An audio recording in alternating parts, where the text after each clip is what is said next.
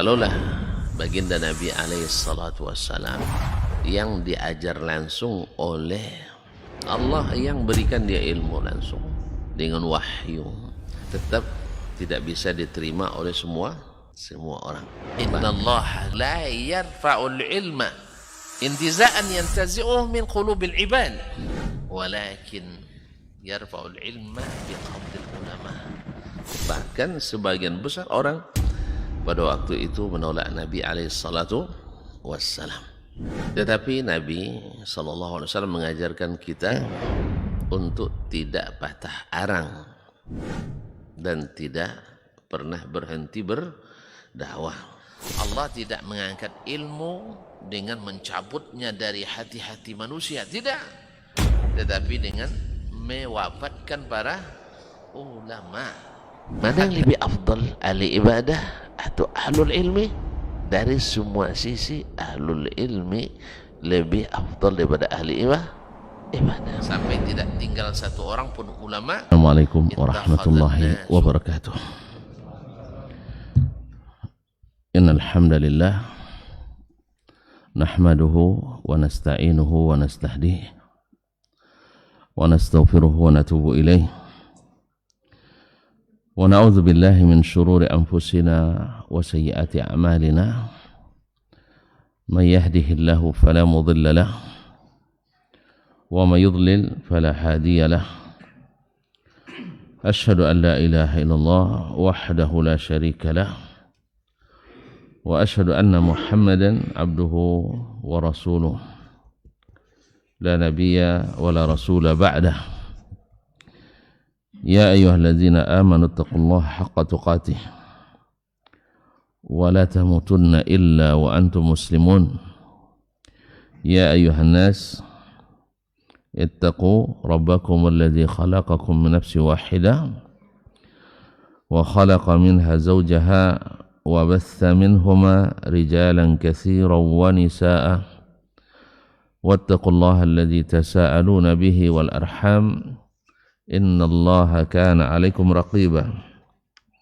Ya ayyuhalladzina amanu taqullaha wa qulu qawlan sadida yuslih lakum a'malakum wa yaghfir lakum dhunubakum wa may yuti'illaha wa rasulahu faqad faza fawzan 'azima. Amma ba'd, fa inna asdaqal hadithi kitabullah wa khairal hadi hadi Muhammadin sallallahu alaihi wasallam wa syarrul umuri muhdatsatuha wa kullu muhdatsatin bid'ah wa kullu bid'atin dhalalah wa kullu dhalalatin finnar wa na'udzu billahi min ahwali ahli nar.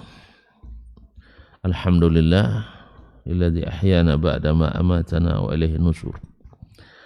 Wa asbahna wa asbahal mulku lillah la ilaha illallah wahdahu la syarika lah lahul mulku wa lahul hamdu wa ala kulli syai'in qadir. Rabbi syrah li sadri wa yassir li amri wahlul 'uqdatam min lisani yafqahu qawli. Alhamdulillah, kesempatan ini masih menjadi milik kita. Mudah-mudahan kita memanfaatkan sebaik-baiknya sebagai menambah bekal kita di hari yang tidak bermanfaat anak dan harta, kecuali yang datang kepada Allah dengan hati yang salim, hati yang bersih, hati yang sehat, hati yang selamat. Mudah-mudahan kedatangan kita pada subuh ini sebagai tanda taat kita dan syukur kita kepada Ilahi. Harapan kita besar, mudah-mudahan Allah yang maha besar menerima amalan kita, salat kita dengan balasan yang besar, dan mengabulkan segala doa, pinta dan harapan kita. Amin. Salawat dan salam kepada baginda Nabi alaihissalatu wassalam, Nabi besar yang diutus kepada umat yang besar ini. Mudah-mudahan salawat dan salam kita mendapatkan syafaat di padang mahsyar nanti. Amin ya rabbal alamin. Bapak dan Ibu kaum muslimin dan muslimat dirahmati Allah, setelah Imam Asy-Syafi'i rahimahullah dengan jelas, luas dan panjang lebar dan menarik kesimpulan bahwasanya beliau mengatakan walakin laqul, saya katakan lam ahfaz an fuqaha'il muslimin annahum mukhtalafu bi tathbit khabar al-wahid. Saya tidak menghafal, tidak saya ketahui dari para fuqaha kaum muslimin bahwa mereka ikhtilaf dalam menetapkan hadis ahad. Artinya ijma', seperti yang telah beliau buktikan dari Al-Quran, dari hadis, dari sahabat, dari tabi'in dan para a'immah sampai ke masa beliau. Bima wasabtu min anna dhalika mawjudan ala kullihim, seperti yang telah aku sebutkan bahwa itu semua ada pada setiap ulama tersebut, artinya menerima khabar ahad. Berarti tidak ada alasan untuk menolak hadis Nabi yang direwatkan secara perorangan atau personal, asal perawinya thiqah, asal perawinya jujur dan benar. Qala, tapi kok ada kita dapatkan sebagian mereka menerima hadis ahad tetapi di suatu saat yang lain tidak berhujjah dengannya. Maka ini akan dibahas oleh beliau. Qala fa in subbiha ala rajulin bi ayyakun, kalau seandainya ada yang membuat keraguan seseorang, yaitu dengan mengatakan qad ruwiya 'anin nabiyyi sallallahu alaihi wasallam haditsu kadza, diriwayatkan dari Nabi sallallahu alaihi wasallam hadis seperti ini, wa haditsu kadza, dan hadis ini pula, wa kana fulanun yaqulu qawlan yukhalifu dzalikal hadis, tetapi si fulan, artinya seorang ulama, seorang fuqaha, seorang faqih, seorang alim, berpendapat bercanggah dengan hadis tadi. Gimana tuh Pak ini? Pendapatnya bercanggah, tidak bersesuaian, menyelisih hadis itu. Padahal engkau Imam Syafi'i sudah mengatakan, tidak saya hafalkan dari mereka yang menolak hadis ahad. Kok sekarang dia berfatwa berbeza dengan atau bertolak belakang dengan hadis itu? Kok bisa? Antara kaidah yang telah engkau tetapkan dengan kenyataan yang terdapat di lapangan berbeda, bahwa ada fuqaha yang berfatwa bertentangan dengan hadis yang sahih. Sahih? Ada enggak? Banyak. Nah, yes. Termasuk di antaranya para sahabat. Termasuk di antaranya adalah para sahabat. Nah, baik. Lalu Imam Syafi'i mengatakan, fala yajuzu indi ala alimin ayuthbita khabar wahidin katsiran wa yuhillu bihi wa yuharrim wa yurudda mithlahu illa. Menurut saya, kata Imam Syafi'i rahimahullah, tidak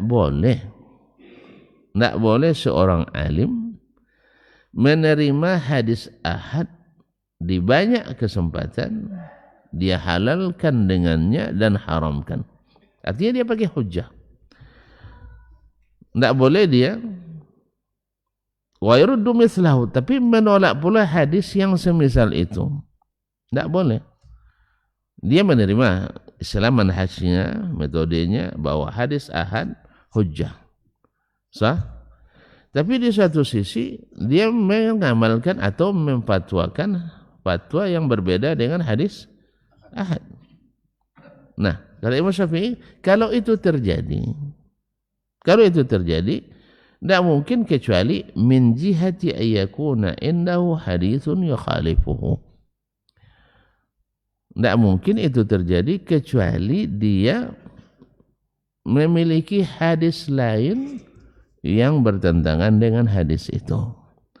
Berarti dia menolak hadis ini atau tidak mengamalkan hadis ini karena ada hadis lain yang bercanggah dengan hadis tadi, yang tidak bersesuaian dengan hadis tadi.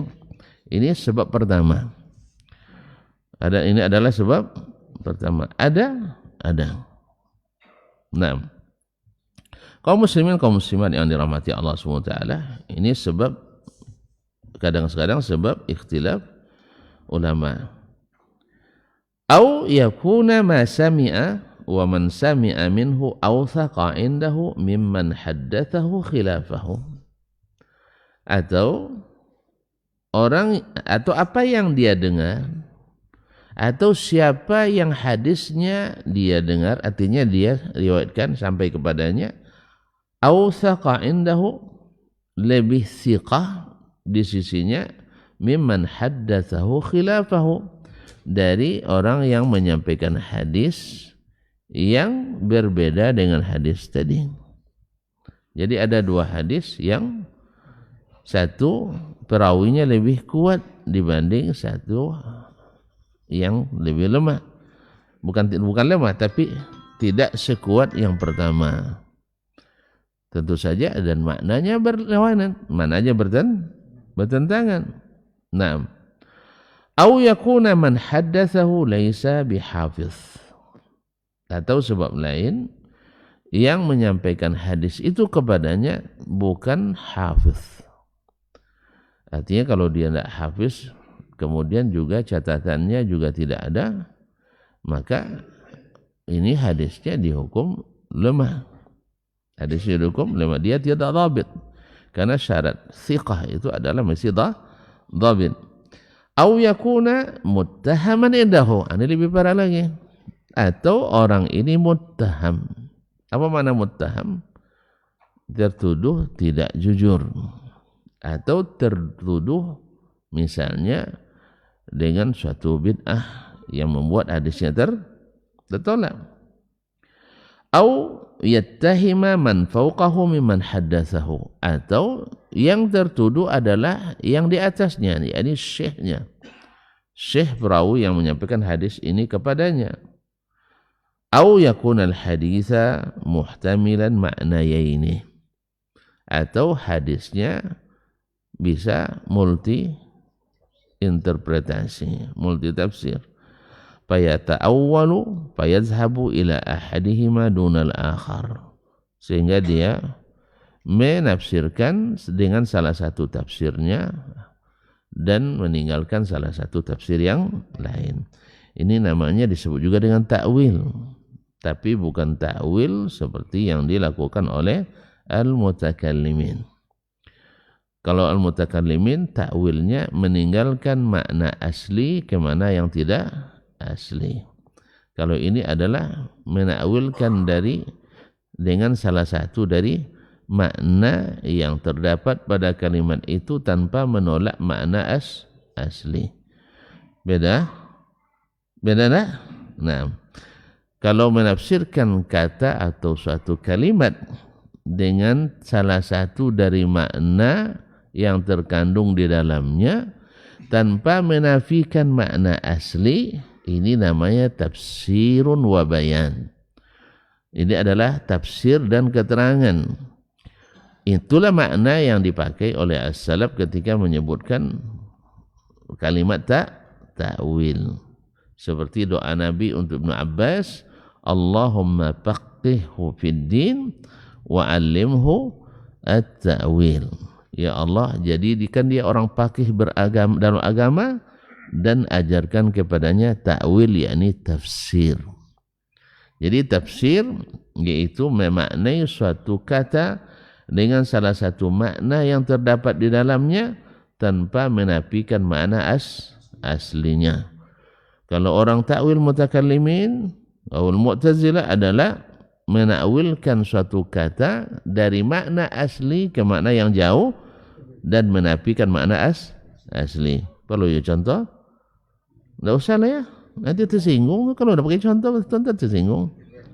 Tonton mau udah baperan. Hah?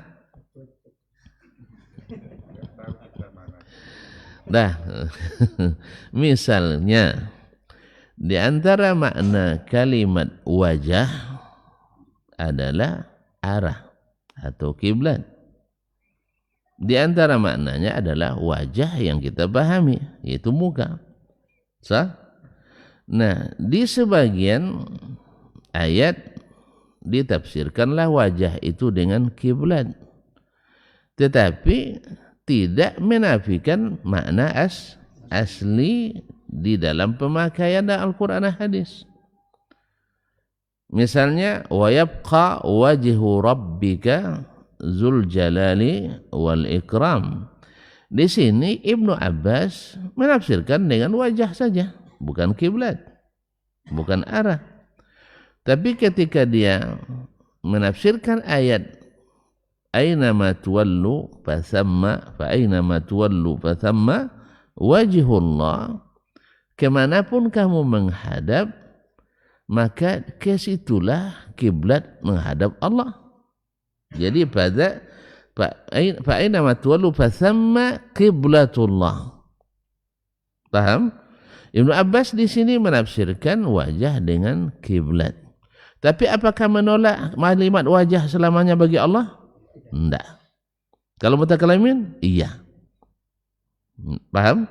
Mereka takwilkan di satu tempat ini dan ditakwilkan di seluruhnya, sehingga Allah tidak boleh punya wajah. Pada Allah yang bilang, Nabi yang bilang. Bahkan Nabi memohon kepada Allah untuk menikmati melihat wajah Allah. Ya orang-orang yang tidak percaya, ya tidak usah lah, menikmati kami aja lah. Sah? Tapi kalau mau segera bertobat dari pendapat itu, karena itu adalah jelas kesesatan yang nyata. Karena Nabi sendiri minta melihat wajah Allah. Al-Quran menyebut kaum mukminin melihat wajah Allah. Hadis-hadis menyebut akan melihat wajah Allah. Tapi mereka tidak percaya. Tidak benar. Itu ya. Nah, tahu bedanya? Nampak bedanya? Jadi Abbas, iya dia menakwilkan di sini, tapi tidak menafikan makna asli.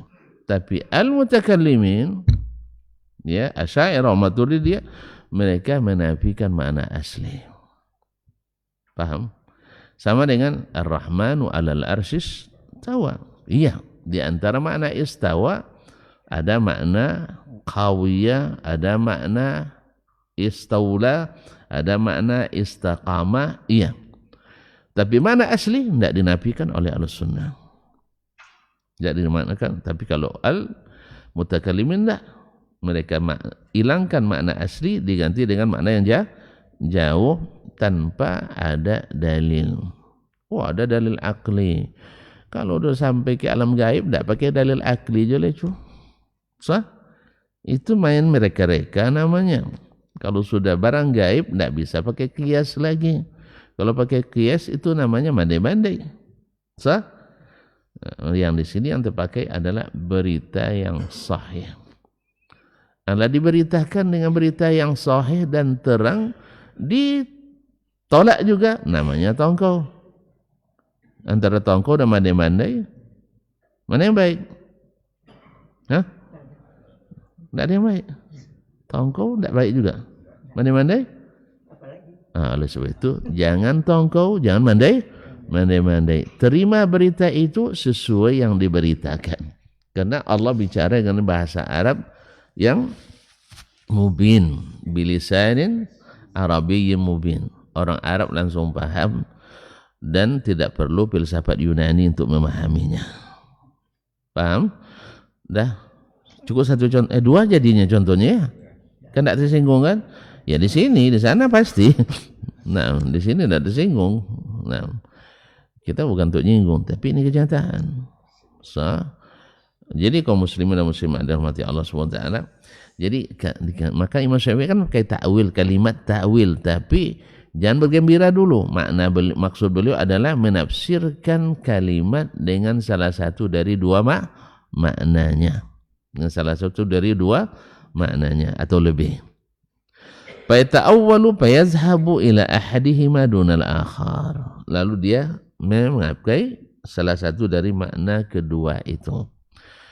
Mungkin contoh juga, misalnya kalimat la yankihul muhrim wa la yunkih.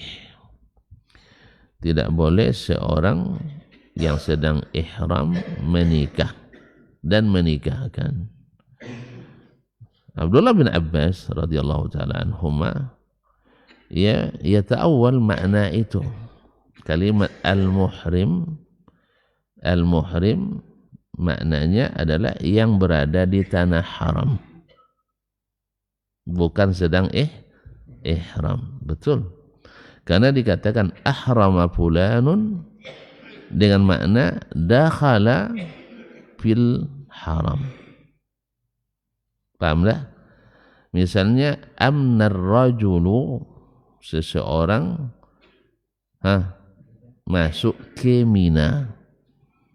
Jelas?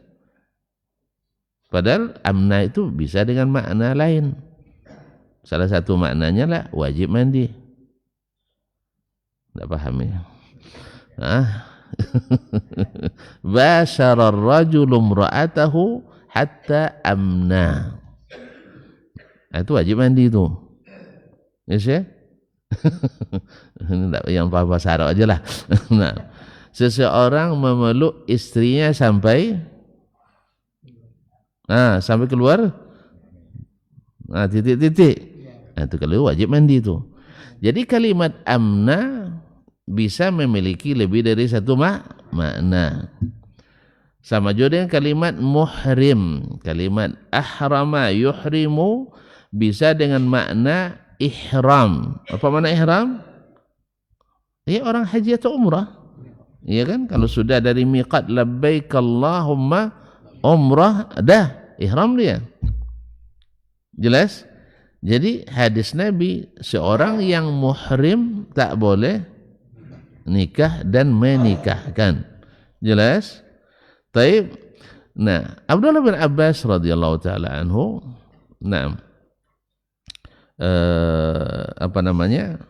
membolehkan muhrim menikah dengan alasan bahwa Nabi SAW menikahi Maimunah wa huwa muhrim. Sedang sedang di tanah haram. Sedang berada di tanah haram. Jadi kalimat muhrim di sini mempunyai dua makna, yaitu Nabi SAW sedang ihram atau sedang berada di tanah haram. Jelas masyayikh? Ini diantara makna ta'awwal atau ta'wil yang boleh. Nah, tetapi yang sahih adalah bahwa Nabi SAW melarang menikah orang yang sedang ihram, orang yang sedang ihram, bukan sedang berada di tanah haram. Dah. Taib. Fa yashabu ila ahadihima dunal akhar. Jadi ini sebab-sebabnya. Kalau ada terjadi seorang faqih atau seorang alim sampai kepadanya hadis yang sahih, lalu dia fatwanya berbeda dengan hadis itu, maka sebab pertama kemungkinan ada hadis lain yang sahih yang bertentangan dengan hadis itu, maka dia memakai hadis tersebut. Misalnya dalam sebagian sampai kepada tabi'in, hadis Abdullah bin Umar ibnul Khattab radhiyallahu ta'ala an, bahwa Nabi melihat Allah di malam Mi'raj dengan dalil walaqad ra'ahu nazlatan ukhra inda sidratil muntaha. Nah, ini yang sampai kepadanya. Kemudian sampai kepadanya hadis Aisyah radhiyallahu anha misalnya, tapi tidak sampai cerita sebab urut hadis itu, bahwa Aisyah menafikan Allah dilihat, bahwa Aisyah menafikan Nabi melihat Allah malam itu. Nah, lalu dia memilih hadis Abdullah bin Umar, mungkin dengan alasan dari jalur yang kuat, dari jalur Nafi', dari Malik. Ini silsilah zahabiyah. Walaupun sampai kepadanya hadis Aisyah, tapi kronologinya mungkin tidak sampai ceritanya. Karena cerita atau sabab wurud membantu memahami. Apa ceritanya? Ummul Mukminin Aisyah mendengar Abdullah bin Umar mengajarkan di Masjid Nabawi bahwa Nabi melihat Allah di malam Mi'raj. Lalu ditegur oleh Ummul Mukminin dari balik tabir, kazaba Abu Abdurrahman, yani akhta'a Abu Abdurrahman. Inni sa'altu Rasulullah sallallahu alaihi wasallam hal ra'aita rabbaka lailata urija bik? Apa kau melihat Rabbmu di malam Mi'raj? Qala la nurun anna ara. Tidak, yang saya lihat adalah cahaya. Jadi ada hijabnya, bagaimana saya bisa melihatnya. Setelah itu mendengarkan itu, Abdullah bin Umar mengatakan, hiya a'lam. Ummul Mukminin lebih tahu. Nah, kalimat hiya a'lam ini kan tidak sampai dalam riwayat tadi kepada seseorang misalnya, sehingga dia berhak memilih antara dua hadis. Tapi kalau dia sampai Abdullah bin Umar mengakui itu, saya yakin seorang alim akan meninggalkan hadis Abdullah bin Umar tadi. Abdullah bin Umar sendiri sudah meninggalkannya. Meninggalkannya. Jelas? Kenapa dia tinggalkan? Karena tafsiran dia terhadap Al-Quran. Ini tafsirannya dari Nabi langsung sallallahu alaihi wasallam. Nah, mungkin kronologi ini tidak sampai kepada, atau cerita ini tidak sampai kepada sang alim tadi. Dia hanya menerima Abdullah Umar mengatakan begini, Aisyah mengatakan begini. Tapi kalau sampai itu pasti dia tinggalkan insyaallah ta'ala. Taib. Kemudian sebab yang kedua adalah orang yang meriwayatkannya atau hadis yang diriwayatkan lebih awthaq indahu dari hadis yang berbeda tadi, atau hadis itu sampai kepadanya dari jalur yang bukan hafiz, artinya tidak sahih karena perawinya tidak dhabit. Au yakuna muttahaman indahu, atau orang yang meriwayatkan hadis itu muttaham sehingga dia tidak terima hadisnya. Au yattahima man faqahu man haddatsahu, atau bukan perawi yang langsung itu yang muttaham, tetapi adalah yang di atasnya lagi. Au yakuna al-hadis, seperti disebutkan tadi, yahtamilu ma'nayaini, atau hadis itu memiliki dua makna sehingga dia memilih salah satu dari makna tersebut. Fa amma ayatawahhama mutawahhimun anna faqihan akhilan yuthbitu sunnatan bi khabari wahidin marratan wa miraran thumma yada'uha bi khabari mithlihi wa awthaq bila wahidin min hadhihi alwujuh allati tushabbihu bit ta'wil aw tushabbahu bit ta'wil kama shubbiha 'ala al-muta'awwilina fil Qur'an wa tuhmatil mukhbir aw ilmin bi khabarin khilafi fala yajuzu insyaallah. Adapun bila dugaan orang yang menduga hanya sekedar dugaan, hanya sekedar dugaan.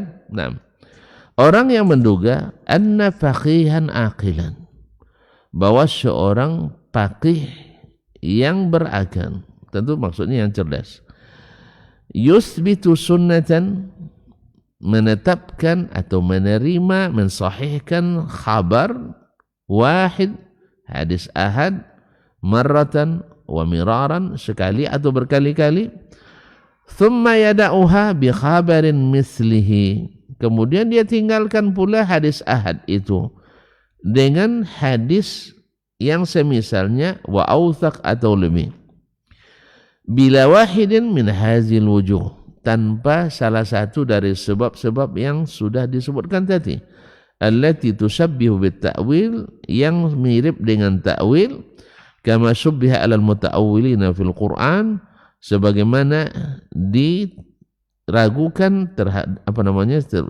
sebagaimana diragukan pada para ahli tafsir Al-Quran, wa tuhmatil mukhbir, atau tertuduhnya orang yang memberikan berita tadi, au ilmin bi khabarin khilafihi, atau ada ilmu tentang hadis yang berbeda dengannya, fala yajuzu insyaallah, yang seperti ini tidak boleh terjadi. Maknanya kalau bukan karena sebab-sebab yang disebutkan itu, tidak boleh seorang alim berfatwa bercanggah dengan hadis sahih sekalipun ahad. Kalau ada, berarti ada sebab-sebab itu. Kalau tidak ada sebab itu, berarti dia sudah membuat suatu pelanggaran. Dan Imam Syafi'i mengatakan ini tidak mungkin terjadi. Tidak mungkin terjadi tanpa sebab. Tidak mungkin terjadi tanpa sebab. Sebab dia menerima hadis ahad. Dan itu tadi katanya sudah ijma'. Sudah ijma' as-salaf bahwa sesungguhnya hadis ahad itu tak ada yang ada faqih Islam yang menolaknya. Berarti kalau ada di abad itu, di masa Imam Syafi'i yang menolak, Imam Syafi'i tidak anggap mereka sebagai fuqaha. Dan memang yang menolak itu rata-rata adalah para pemikir. Para pemikir. Paham ya? Jadi para pemikir di mata Imam Syafi'i tak termasuk ulama. Di masa kita aja yang dianggap ulama. Karena pemikiran di masa kita dianggap ilmu. Kalau di masa salaf itu ilmu itu adalah Al-Quran dan hadis. Ilmu itu Al-Quran dan hadis. Siapa yang tidak berilmu Al-Quran dan hadis jangan dianggap ulama. Kalau modalnya hanya pikiran dan perasaan, itu kan ulama. Makanya ketika para ulama menyebutkan ulama ahli sunnah, tidak ada nama-nama al-mutakallimin di dalamnya. Tidak ada nama-nama al-mu'tazilah di dalamnya. Tidak ada nama-nama pemikir filosof di dalamnya. Karena mereka memang bukan ulama. Karena pemikiran itu bukan ilmu. Justru banyak kesesatan berasal dari pemikiran. Setiap yang nyeleneh pasti dari pemikiran dan penafsirannya sendiri. Bukan dari Al-Quran, bukan dari sunnah, bukan dari hadis. Mereka cerdas? Iya. Karena saya katakan bahwa orang-orang yang menyesatkan itu bukan orang-orang bodoh, tapi orang-orang cerdas. Carilah pendiri dan pencetus aliran-aliran sesat, rata-rata orang cerdas. Kalau tidak cerdas, mana diikuti orang? Orang berkemampuan lebih. Dia justru sesatnya karena kemampuan tadi. Ingin coba-coba jalan baru. Ya kan orang cerdas itu suka berinovasi kan? Suka berkreasi. Nah, akhirnya dia buat jalan baru, dikiranya jalan selamat, ternyata jalan terlaknat, jalan sesat. Maka lahirlah Mu'tazilah di tangan orang cerdas, lahir Syiah di tangan orang hebat, lahir Qadariyah di tangan orang hafiz. Jadi hafiz, cerdas, hebat bukan jaminan selamat. Kalau gitu yang bodoh-bodoh, enggak pula. Enggak ada ulama yang bodoh. Ulama, orang berilmu pasti cerdas. Tapi orang cerdas belum tentu berilmu. Oleh sebab itu, maka carilah ilmu, jangan cari cerdas. Ya, karena cerdas itu sudah ada pada ulama. Imam Syafi'i cerdas enggak ya? Hah? Serius ya? Imam Malik cerdas. Abu Hanifah cerdas. Nah, dan mereka adalah para ulama dan fuqaha. Jadi makanya kata Imam Asy-Syafi'i rahimahullah, tidak mungkin terjadi penolakan itu tanpa sebab-sebab yang disebutkan tadi. Dan sebab-sebab itu ada yang bisa dihilangkan, ada yang tidak bisa dihilangkan. Nah, fa in qala qailun, kalau ada yang mengatakan qalla faqihun fi baladin illa wa qarrawa katsiran ya'khudhu bihi wa qalilan yatruku.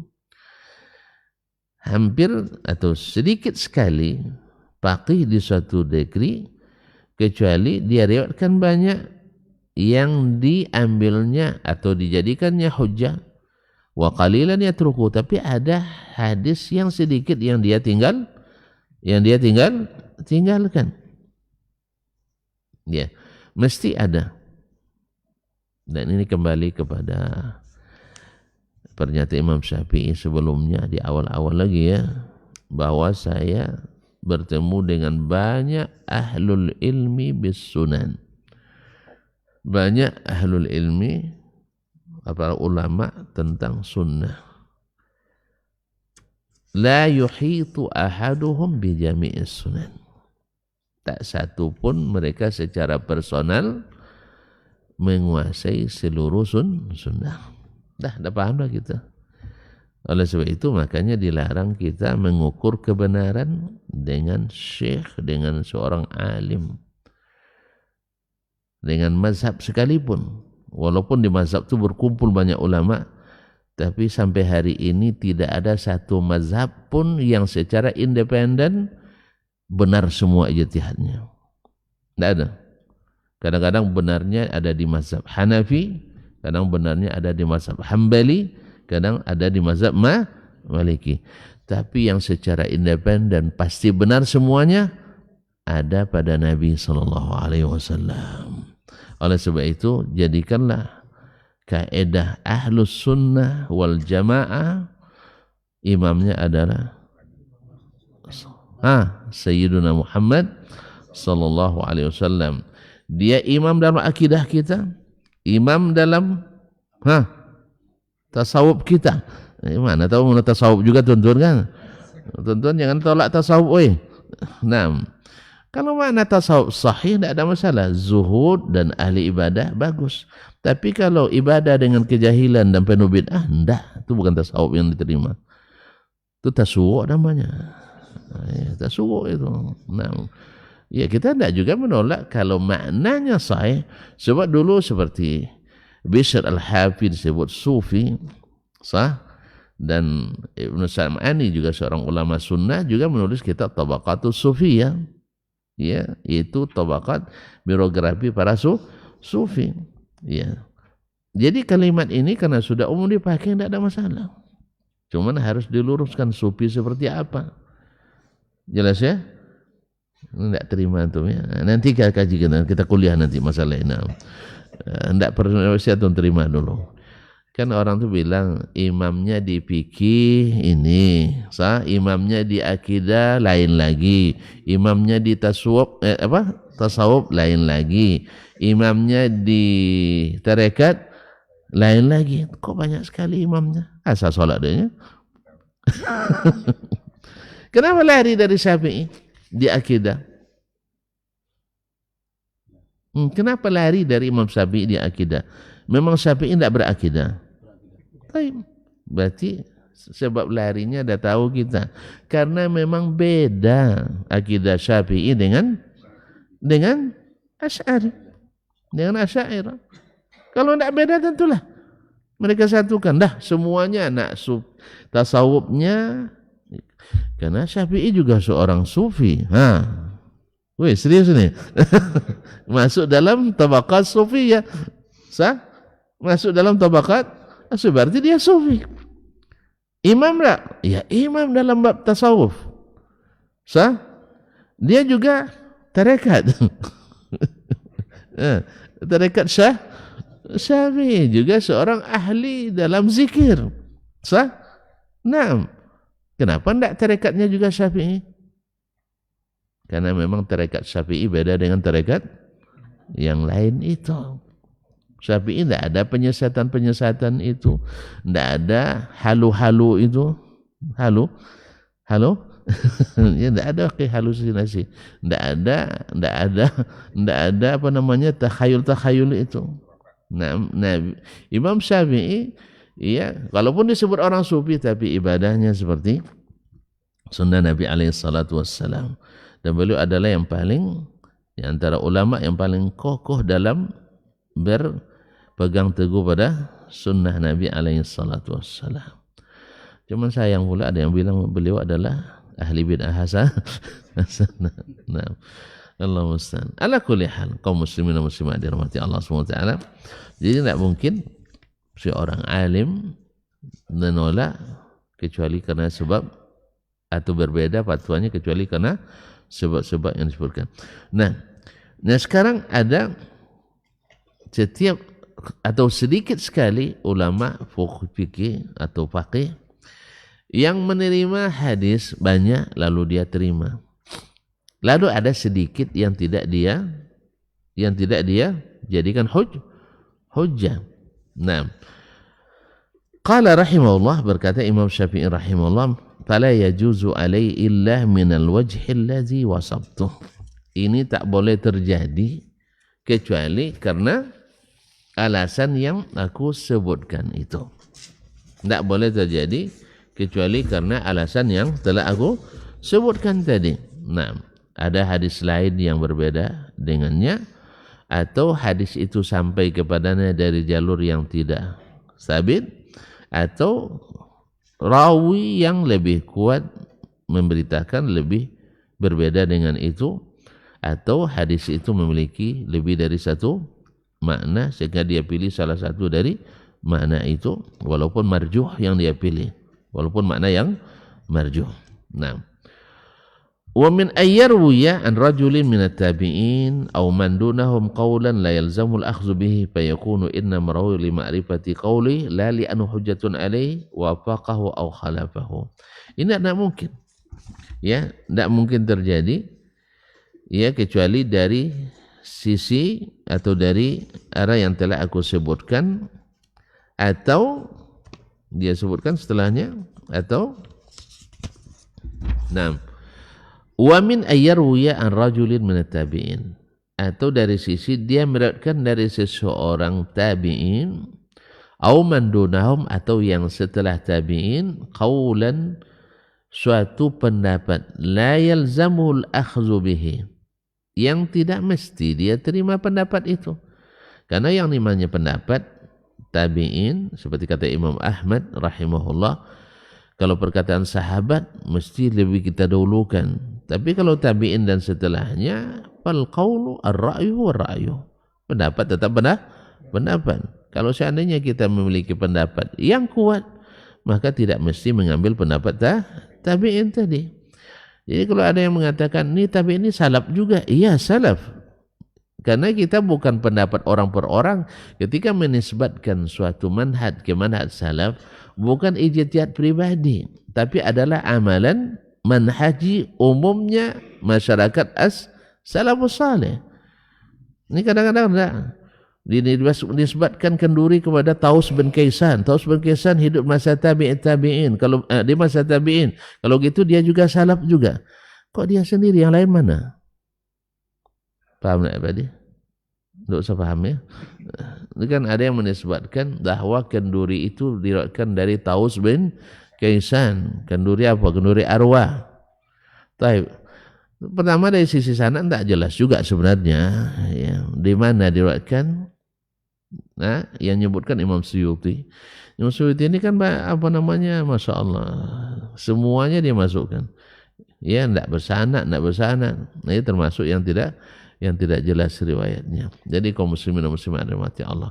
Nah, ini tidak bisa kita nisbatkan ke as-salaf karena ini ijtihad pribadi yang harus dikembalikan kepada Al-Quran dan Sunnah Nabi dan ijma'nya para sahabat radhiyallahu anhum. Bukan itu yang kita maksudkan dengan manhaj salaf itu. Salaf itu adalah di mana diamalkan di kalangan mereka tanpa ada mukhalif, tak ada yang menyalahinya. Tapi kalau dalil menyalahinya, walaupun diamalkan oleh sebagian mereka, tetap tidak dijadikan hujjah. Paham tak? Ini kadang itulah, kalau tidak pandai bonang, umpui dipegang juga, bangkai dinaiki juga. Bukan itu. Makanya kalau ada bicara tentang as-salaf tapi dia manhajnya khalaf, pasti mengada-ngada. Allah musta'an. Kaum muslimin dan muslimat dirahmati Allah SWT. Jadi fayakunu innama rawahu li ma'rifati qawli. Yang seperti ini Ya, dia hanya meriwayatkan untuk mengetahui pendapat tabi'in tadi, bukan untuk dia ikuti. Nah, karena pendapat sifatnya pendapat. La li'anu hujjatun alaihi, bukan dia sebagai hujjah atasnya. Karena tidak ada hujjah kecuali Al-Quran dan Sunnah serta ijma'ah. Alis kadzalik. Adapun pendapat orang, saya tidak wajib mesti saya terima. Tidak mesti saya terima. Misalnya ketika saya katakan Allah di atas aras, menurut mutakallimin kalau begitu Allah punya jisim. Tidak, itu pendapat antum. Saya tidak mengatakan Allah punya. Saya tidak mengatakan Allah punya jisim. Kamu yang mengatakan. Kalau kamu mengatakan itu pendapat kamu, saya tidak mesti terima. Paham tak? Sebab mereka mengatakan kalau Allah di atas mesti ada jisimnya. Atau jisim tak? Jisim kok tidak tahu? Jasmani tidak tahu? Jasmani itu kan dari jisim itu. Senam kesehatan jasmani. SKJ. Jadi jasmani itu dari jisim. Kalau Allah di atas mesti berjisim, itu pendapat Anda, pendapat antum. Saya tidak berpendapat seperti itu. Sebab berapa banyak makhluk tidak berjisim, tapi ada. Ulanglah kaji lah. Lalu lupa kaji lama. Banyak makhluk yang ada, punya sifat, tapi tidak berjisim. Jadi kalau ada yang melari dari jisim, ternyata makhluk juga ada yang tidak berjisim. Nanti tasbih lagi dengan Allah SWT. Kalau lari dari tidak bertempat, kan kalau Allah di atas mesti bertempat mesti sama. Banyak makhluk yang tidak bertempat. Makanya, kok antum larang Allah punya tempat? Kenapa? Kenapa larang Allah punya tempat? Antum mau ke tempat, Allah tidak boleh. Kan itu jadinya. Memangnya kalau Allah bertempat, kenapa memang? Harus sama? Enggak. Makhluk aja sama-sama bertempat dan mesti sama. Walaupun kita tidak mengatakan Allah bertempat. Ya, seperti kata Imam Ibnu Hajar rahimahullah, walaupun kita tidak mengatakan Allah bertempat. Tapi kenapa memang? Kalau Allah nak bertempat, kenapa? Enggak boleh. Kok marah? Taib. Ada makhluk yang tidak bertempat. Berarti Allah menyerupai makhluk pula dari sisi tidak bertempat. Kemana antum lari akan saya kejar. Kemana lari saya kejar. Jadi kaum muslimin, kalau lari dari Allah bertempat, kalau bertempat menyerupai makhluk, ada makhluk yang tidak bertempat. Berarti serupa sama Allah? Tidak. Ya kalau gitu berarti katakanlah apa yang Allah katakan. Jangan banyak-banyak cincong. Ini masalah banyak cincong itu masalah. Banyak cerita itu tanda tidak mau terima. Sah? Orang yang mau terima, siap laksanakan. Ya kan? Siap salah. Sah? Siap laksanakan. Ini tidak banyak cerita. Ini. Itu tanda tongkau itu. Tanda tongkau. Tidak ada itu di sahabat, tidak ada itu di sebelumnya di malaikat. Apapun yang diberitakan Allah dan Rasul, sami'na wa ta'na. Selesai. Kalau mesti bertempat, lari dari tempat, ada pula yang makhluk yang tidak bertempat. Lari dari berjisim, ada pula makhluk yang tidak berjisim. Bingung sendiri antum nanti. Setiap ada ayat, antum tolak semuanya. Dan itu bukan manhaj ahli sunnah wal jamaah. Karena enggak ada yang seperti itu. Nah, kaum muslimin dan muslimat dirahmati Allah Subhanahu wa taala. Fayakunu inna marahu li ma'rifati qawlihi, diarahkan untuk mengetahui pendapatnya, la li anu hujjatun alaihi, bukan hujjah untuk yang harus dia terima. Wa faqahu au khalafahu, baik dia terima, sepakati atau dia tolak menyalahi.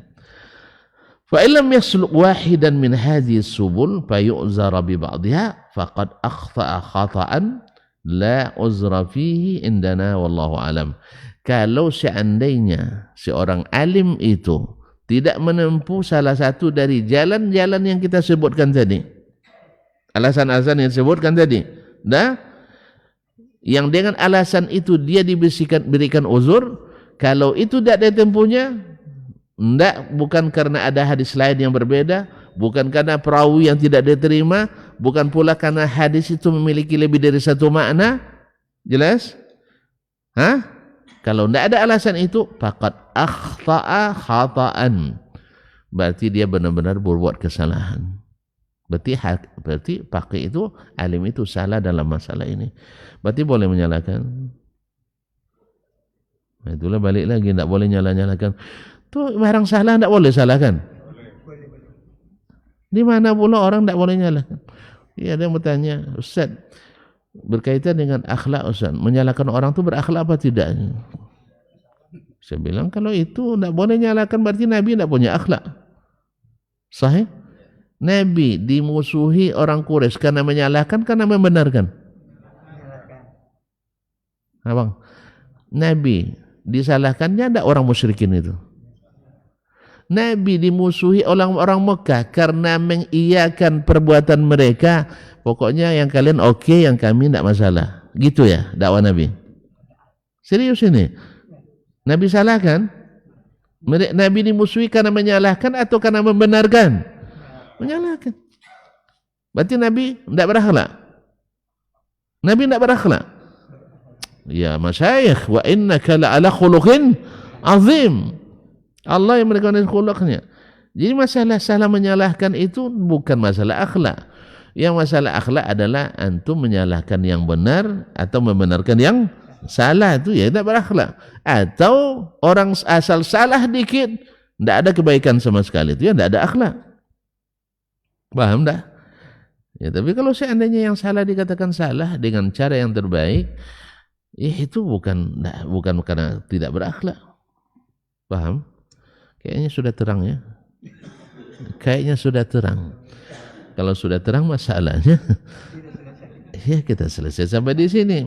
Jadi yang seperti ini kata Imam Syafi'i, la uzra indana, la uzra fihi indana. Orang ini tidak ada uzurnya. Wallahu a'lam. Ini alasan-alasan. Tidak, artinya dia menolak tanpa alasan, berarti pasti salah. Menolak tanpa alasan pasti salah. Ya, tapi kalau alasannya seperti yang disebutkan tadi, maka kita beri uzur.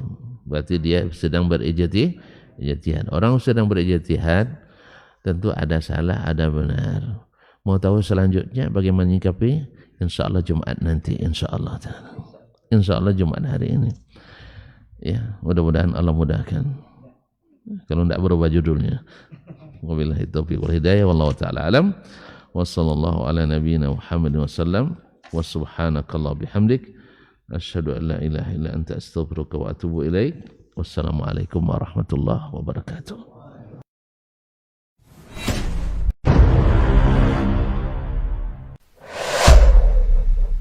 Dunia dan seisinya ini bagi Allah tak sama nilainya dengan sebelah sayap lalat.